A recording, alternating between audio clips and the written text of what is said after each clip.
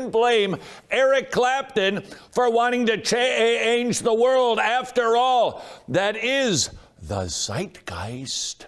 The message of today from the world system is that you and I should love the mother, and we should do everything we can to bring about world peace. After all, we are the world. We are the ones to make a brighter day for you and me. That is a message from the world system, but I would like to suggest to you that is a lie.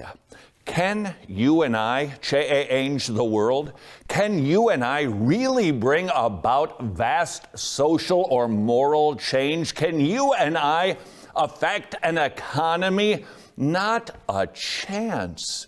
And yet, I wonder if you and I have perhaps breathed in the air of our culture and we started singing along with Lionel Richie and Diana Ross and Michael Jackson, thinking, we are the ones who can make the world a better place. Recently, Trevin Wax, writing an article that is, a bit of a challenge that maybe perhaps you and I need to take our focus off of what is far away and focus more on what is near. If you will, we need to stop focusing on the family and start focusing on our families, rather than desiring that everybody would just get with the program and start behaving correctly and have the right thinking. Instead, we bring our energies to bear on what is near. Permit me to share with you 4 kidney punch quotes from this Trevin Wax article that I think will help us do a little bit of a self-diagnosis to determine, is it possible that we are like Eric Clapton? We love talking about changing the planet, but maybe our focus is too far-sighted or nearsighted. I always get the two confused. Here are the 4 quotes. Number 1, Kevin DeYoung writes, we want to change the world, and we've never changed a diaper.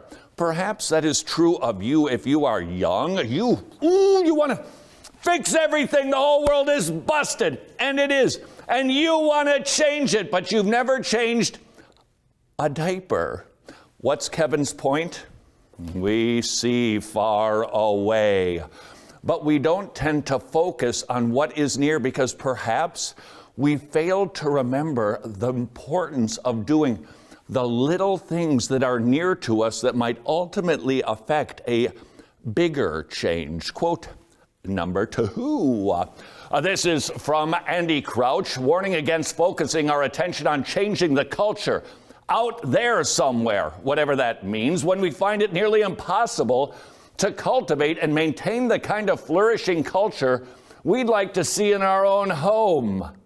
That's hitting a little bit hard right there. Do you look at the ills, the problems of the world, and if only people would, and yet, right behind you, right on the floor, you've got little sinners behaving in a way that's probably worse than what you're seeing on the cable news.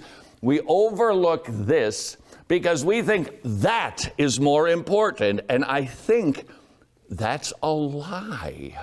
The reality is, you and I can affect very little big change. And just in case you are thinking, so we're not supposed to care about world news. We shouldn't care about elections or politics. Yep, that's exactly what I said. Care about nothing else on the planet, just you and your children. Not! Yes, we are involved with politics. Yes, we vote. If you care to become a politician, good on you for that. Even so, as we go about the business of trying to be good civilians in our territory, our focus should be on what is near. Quote number 3. This from Peanuts. Linus Van Pelt says, I love mankind. It's people I can't stand. Trevin writes, we're all about loving others and loving people and loving your neighbor in the abstract, but then we discover the others around us and the actual persons we come to know and our real next-door neighbor might turn out to be harder to love than we expected. Let us consider just for a moment your territory. What is it? Is it the nation? Is it really the world? Or is it much more near? Consider, obviously, those that live underneath the same roof, but consider the roofs that you can see from your front porch, your neighbors.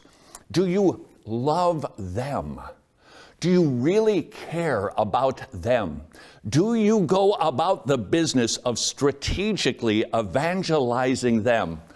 Or, man, when is that dude gonna mow his lawn? Look at the edging on that job. What were they thinking of? That's not the kind of mulch we use around here. Now, why am I able to perhaps demonstrate some form of clairvoyance because you've said those things? It's because I've said those things. Neighbors can be annoying, and yet you and I, we love mankind, don't we? Why? Because it's a whole lot easier to love a concept than it is an actual human being. One last quote for you. This is from the brothers Karamazov. Father Zosima recalls the confession of a doctor he once knew. Quote, "I love mankind, but I am amazed at myself. The more I love mankind in general, the less I love people in particular. That is, individually as separate persons. In my dreams, I often went so far to think passionately of serving mankind, and it may be, would really have gone to the cross for people if it were somehow suddenly necessary, and yet I'm incapable of living in the same room with anyone for even 2 days. This I know from experience. As soon as someone is there close to me, his personality oppresses my self-esteem and restricts my freedom. In just 24 hours, I can begin to hate even the best of men. One, because he takes too long eating his dinner. Another, because he has a cold and keeps blowing his nose. I become the enemy of people the moment they touch me." Does that sound remotely familiar? After all, it is a cliche. How long should you have guests in your home? Well, until they start to annoy you.